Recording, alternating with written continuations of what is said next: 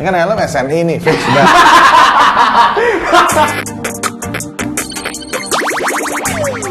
What is up? Balik lagi bersama kita, reaksi editor Indonesia, Tommy Lim dan juga Rifki yang akan belajar. Kita akan nge-react ke tipe-tipenya dulu, tipe kontennya. Kita akan mereact sebuah trailer.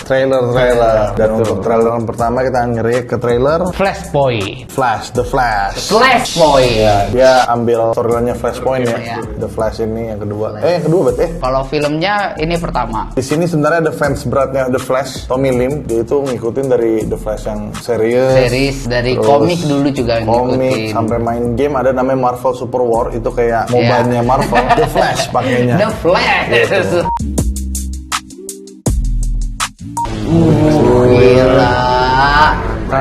Apa sih kalau bat apa sih itu? Batwing. Ya. Bah, lihat dong. Michael Keaton. Nah nih sebentar lagi nih. Ini bagian yang menurut gue gokil. Oke. Nah, gue tertarik dengan treatment filmmaking dia dari transisi dari malam ke siang ke malam. Mereka memakai trik tersebut untuk di adegan kayaknya seperti adegan flashback kayaknya. Iya. Dia kan di sini kelihatan kayak dia melihat dulu itu kayak gimana gitu loh. Dan di sini kelihatan nih teknik dari satu shot ini diterangin dari terang ke malam, malam ke terang. Nah, pertanyaannya, mereka itu syuting malam hari atau siang hari? Siang ke malam juga susah sih, karena kalau siang lu mau bikin malam lu harus tutup semua, banyak hal yang harus lu tutup. Tapi kalau malam ke siang harus banyak lighting yang lu punya untuk ngedongkrak jadi matahari gitu. Nah, kalau lu gimana? Kemungkinan dia mungkin punya satu set studio gitu, set yang gede banget, warnanya hitam gitu, setnya hitam. Terus abis itu mungkin dia aba-aba gitu, lampunya 1, 2, 3 gitu langsung nyala, set. Terus lampu yang di teras itu mati. Berarti kalau lu poinnya lebih ke malam ke siang. Iya. Kalau gue siang kan siang ke malam. Nah, kita langsung ke satu shot yang mirip juga di sini nih sebenarnya. Ini menurut gue shot yang the best di trailer ini. Aduh. Gila. Kalau dari perspektif gue sebenarnya waktu ngelihat kedua shot ini ya, gue bisa bilang kayaknya nih mereka syuting malam ke siang. Atau kebalikannya, siang ke malam tapi dalam malam hari. Kalau misalkan kita breakdown dari shot yang ini ya, ini kan siang, besok ke malam di sini kan adegannya. Tapi kalau syuting malam itu berarti mereka nge-trigger lighting yang digonta-ganti. Arah lighting dari kiri itu mereka syuting malam hari, pakai lighting terang di kiri karena ini kan identik dengan lighting matahari kan ya. Baru pagi kayaknya ya. Ya matahari pagi gitu loh. Abis itu dia matiin, lalu dinyalain lampu-lampu yang lainnya. Lampu jalan nih, ceritanya lampu jalan. Lampu jalan dan satu key light dari sini juga nih. Kalau gue sih mikirnya dari malam gitu, malam syutingnya. Dan di belakang malam itu mereka sky replacement berarti dari yang sudah gelap ini. Baru mereka yang luma gitu. Kalau gue sih gitu melihatnya. Kalau lu sky replacementnya gelap bisa juga sih ya. Tapi menurut gue makin ketahuan kayaknya lebih tricky kalau siang toh. Iya, kayaknya makin iya sih. Karena kalau ini kan dia main grading juga nih. Terus kan? Pantulan dari mobil kan juga bahaya. Lihat di belakang mobil situ. Pantulan dari mobil, jadi rambut juga. Iya, jadi mungkin ini bener sih malam ke siang bisa jadi sih. Ini lighting nih, bocor nih. Iya, itu pantulan tuh kan. Pantulan lighting. Apalagi itu kalau siang beneran matahari kan masih kelihatan tuh dimdum. Iya. Dimdum dia dari kiri terang terus hilang hitam. Iya. Pasti soalnya refleksi kaca itu tricky sih untuk main-main gini. Idea transisi dari siang ke malam atau malam ke siang bisa terjadi dengan trik yang simple tapi butuh waktu yang lambat. Maksudnya transisinya tuh lama gitu loh. Tapi mereka buat efeknya dalam waktu berapa lama nih? Berapa detik doang? Gila. Kita ke yang lainnya ya. Kita lihat yang lainnya lagi. Ya, gila. Salah satu scene favorit gue sebenarnya di adegan Justice League yang Snyderverse, The Flash-nya ngebalikin timeline gitu loh. Yang di versi Joss Whedon, terus dimasukin di versi yang Zack Snyder. Tapi pertanyaan gue Tom, kostum The Flash menurut lo yang tahun ini gimana Tom kira-kira? Ini kan helm SNI nih, fix banget. Gue terganggu sama sepatunya justru. Kalau lu lihat sepatunya. Iya benar.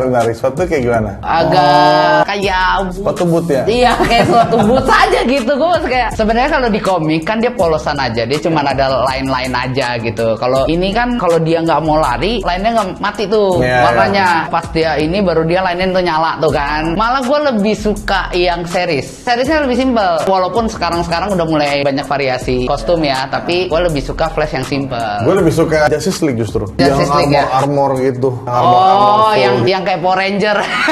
Kita lanjut lagi Kak. Ada satu shot yang menarik banget nih. Itu juga gila. Lumayan tuh kayaknya tuh. Gokil. Gila. Mereka kayak grup shot dateng tapi Salah satu poin DC ya akhir-akhir ini itu dari segi visual superhero lagi oke banget. Iya. Dari masa Black Adam di luar dari storyline dan segala macam ya, itu visually appealing banget. Slow mo, transisi pasir segala macam masih inget banget tuh. Itu appeal banget. dia maju mundurnya juga. Iya, Jadi lebih berasa superhero gitu loh untuk film-film ini. Dan di gitu. The Flash, menurut gue juga berasa seperti itu gitu loh, tipe-tipe shot-shot yang diambil ya. Sebenarnya gue ada satu shot yang gue suka tapi kayaknya nggak ada deh. Yang pas di opening dia mau lari itu tuh ada yang footage dia mau nge-stretch gitu, baru dia lari. Oh, yang pertama berarti ya? Tom? Iya, yang pertama itu gue suka banget tuh. Yang sebelum ini. Ini ancang-ancang mau lari, terus itu Tahu gue gitu. di teaser berarti itu. Kalau nggak salah ya di teaser atau di mana? Tapi yang shot tadi tuh yang mereka bertiga ini itu apakah dia pakai rel gitu? Ini kan ngerem dia, mereka ngerem dari jauh, wajar nih ngeremnya sampai sini. Ya, udah mostly CG sih sampai ke orang ininya nih kayaknya nih orang depan tiga The Flash ini berarti apa Tom? Satu lagi Tom? The Flash juga. The Flash juga.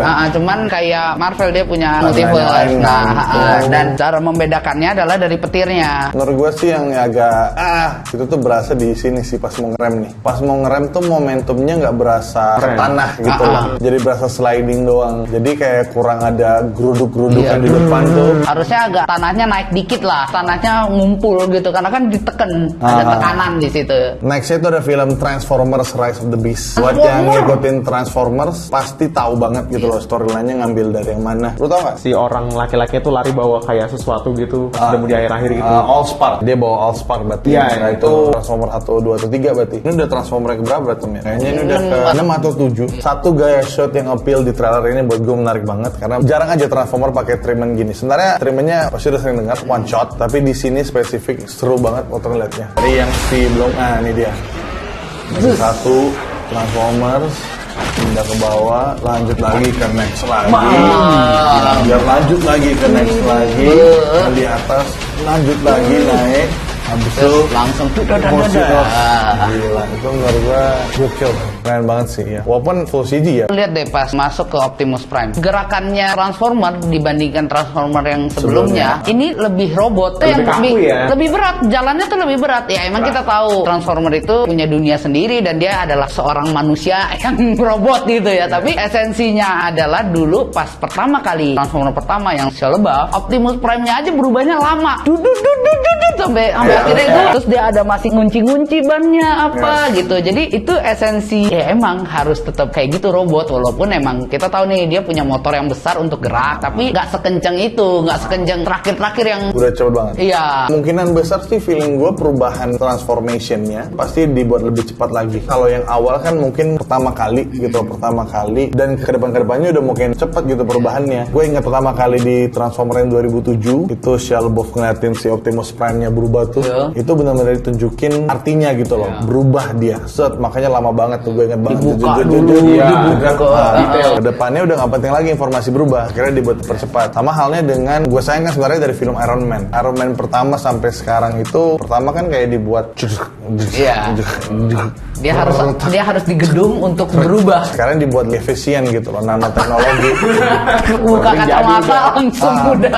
Bagi penikmat film ya, ada rasa satisfying sendiri ketika ngeliat transformasi tersebut. Iya. Tapi kayak mereka udah fokus untuk mempercepat cerita dan lain-lain, jadi kayak fokusnya ke Iron sana. Man 2 tuh masih itu loh, yang Copper tuh masih bagus. Iya, Copper the best. The best, The best Copper, transformation tuh keren gila. banget. Tapi di sini di geraknya mungkin lebih lambat. Dia ngayunin buat keluarin pedangnya aja agak berat. Kalau di Transformers yang terakhir yang si Mark Wahlberg berarti. Mark Wahlberg, Optimusnya tuh udah Luas luas banget, banget, udah jadi nebas kepala. Terakhir kan dikerumunin terus ditebas kepalanya tuh. Itu udah enteng banget gitu. Dan gue mau mengeluarkan tapi sekarang. Tapi jujur banget nih untuk Transformers dan sama sekali tidak menurunkan derajat Transformers. Menurut gue film mecha terbaik itu adalah Pacific Rim. Iyalah, jelas. Yang pertama tapi jangan kedua ya. Yang pertama ya. Kedua, Itu jelas. mereka Nenet. film itu itu benar-benar paham esensi robot mecha besar. Dia lebih susah lagi untuk bergerak gitu.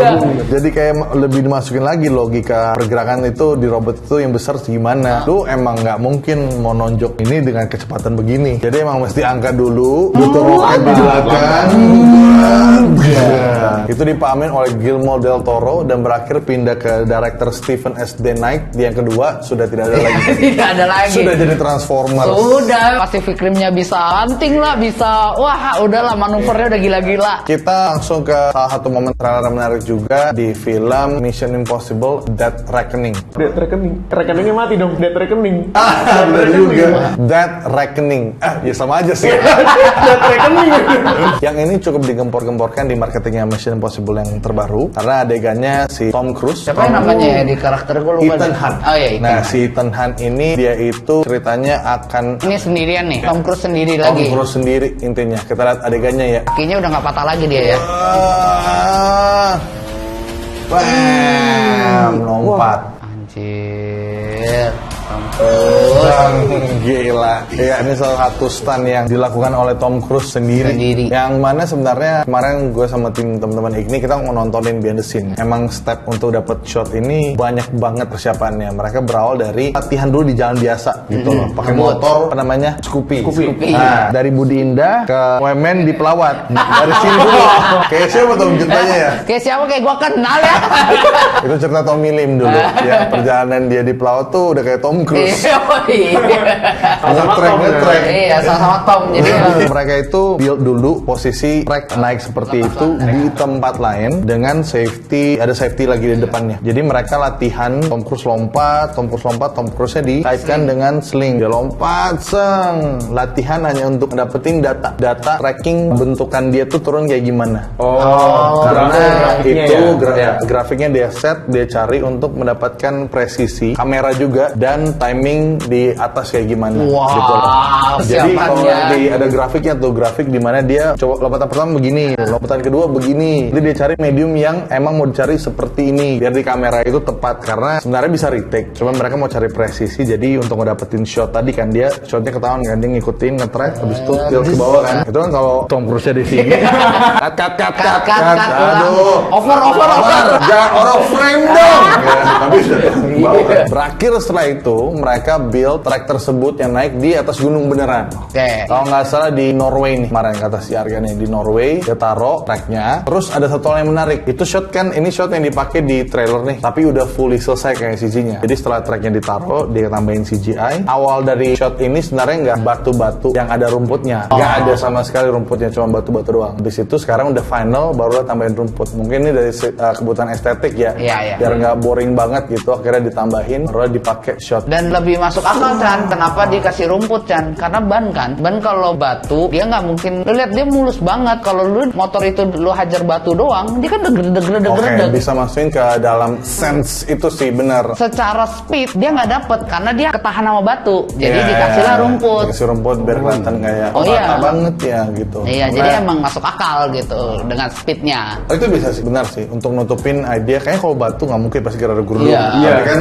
footage-nya kan dipakai kan track lurus putih gitu kan. Dia kayak ditambahin elemen ini biar kayak nih buat bikin halus. Mission Impossible adalah franchise action yang dimainkan oleh Tom Cruise, namanya Ethan Hunt. Semua stuntnya dia yang mainin. Berarti kayak Jackie Chan dong? Bisa dibilang kayak Jackie Chan, ya nggak semua, maksudnya nggak full semua ya, ada lah yang kecil-kecil ya. Tapi scene action besarnya dia yang willingly untuk melakukan stuntnya. Ada di Mission Impossible berapa gitu yang kakinya patah, yang dia lari loncatin gedung terus Fallout itu Mission Impossible 6 kalau nggak salah. Fallout dia loncatin gedung patah. Dan footage itu yang dipakai. Iya, jadi bayangin dia lompat sampai ke ujung sini nih. Dia lompat ke sini jedeng nyangkut kan. Patah nih udah. Dia masih berusaha untuk naik terus jalan potak. Buat digambar biar dapat. Break 5 bulan 6 bulan syuting baru syuting lagi. Tapi gue jadi Tom Cruise kalau footage itu nggak kepake gue juga kesel. Iya sih kayak anjir gue udah patah Kaki gue patah kok. Lu Udah nggak pakai. Dan gue bukannya menye-menye ya kayak patah nih gue nggak cut nggak gue masih lari gitu.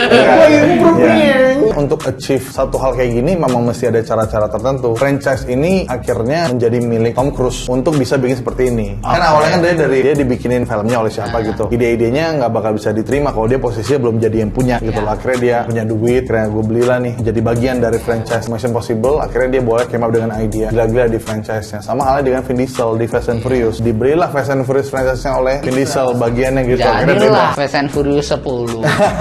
Kayaknya itu aja untuk kita ngobrolin trailer. Menurut kalian gimana? Lebih seru tetap dengan editing breakdown atau justru bahas salah satu momennya yang lebih ke fun fact. Comments di bawah. Itu aja dari kita. Thank you Tom Sky, Rifsky. Itu aja dari kita. Terima kasih banyak. Sampai ketemu di reaksi editor Indonesia berikutnya.